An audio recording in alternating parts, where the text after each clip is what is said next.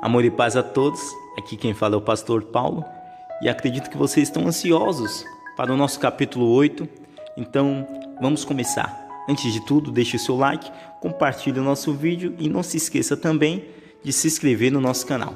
Capítulo 8. O meu rei está louco, pelo menos penso que sim. Como posso fazer? Primeiro reconheça esse fato inalterável.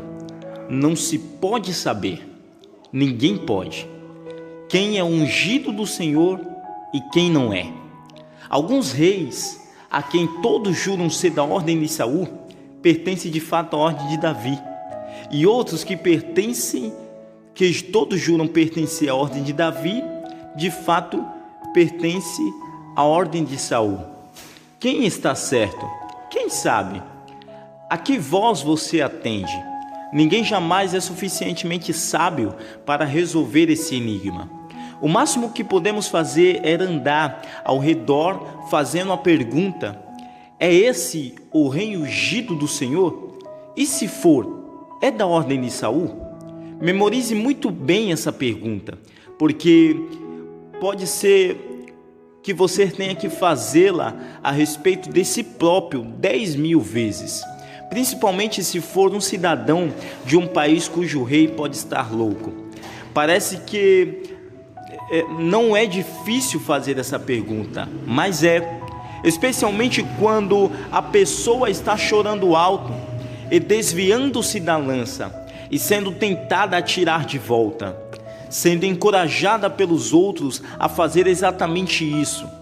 E todo o seu racionalismo e sanidade e lógica, e inteligência, e bom senso concordam com eles. Mas lembre-se, nas suas lágrimas, você conhece apenas a pergunta e não a resposta. Ninguém sabe a resposta, a não ser Deus, e Ele jamais a revelará. Capítulo de número 9. Não gostei do último capítulo, ele evita problema. Estou na situação de Davi, e estou aflito.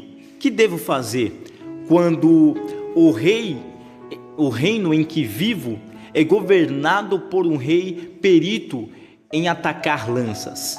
Devo partir? Mece o caso. Como? Exatamente o que faz um homem no meio de um concurso de arremesso de facas? Bem, se não lhe agradou a pergunta feita no capítulo anterior, também não lhe agradará a resposta dada nesse capítulo. A resposta é: você é esfaqueado até morrer. Qual a necessidade disso? Que bem faz? Você tem olhos postos no rei Saul errado. Enquanto você olhar para o seu rei, você ocupará, e só a ele, pelo inferno em que você se encontra. Tenha cuidado, porque os olhos de Deus estão atentamente fixos no outro rei Saul. Não o visível, em pé, aí arremessando lanças contra você. Não, Deus está olhando para o outro rei Saul, um tão mau como aquele, ou pior. Deus está olhando para o rei Saul, que está com você. Em mim? Saul está no sangue que corre nas suas veias e na medula dos seus ossos. Constitui a própria carne e músculo do seu coração.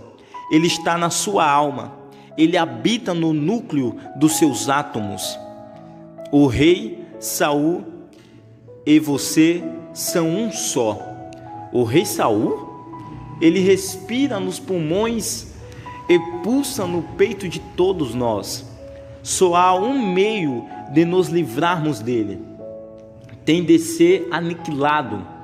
Pode ser que você considere isto como um cumprimento, mas pelo menos agora você sabe porque Deus o subordinou a alguém que bem pode ser o rei Saul. Davi, o pastor de ovelhas, teria crescido para vir a ser o rei Saul II, mas arrancou o Saul de dentro do coração de Davi. A propósito, a operação levou anos e foi uma experiência brutal, que por pouco não matou a paciência. E qual foi o bisturi? E qual a pinça de que Deus se serviu para extrair esse Saul interior? Deus entregou o Saul exterior.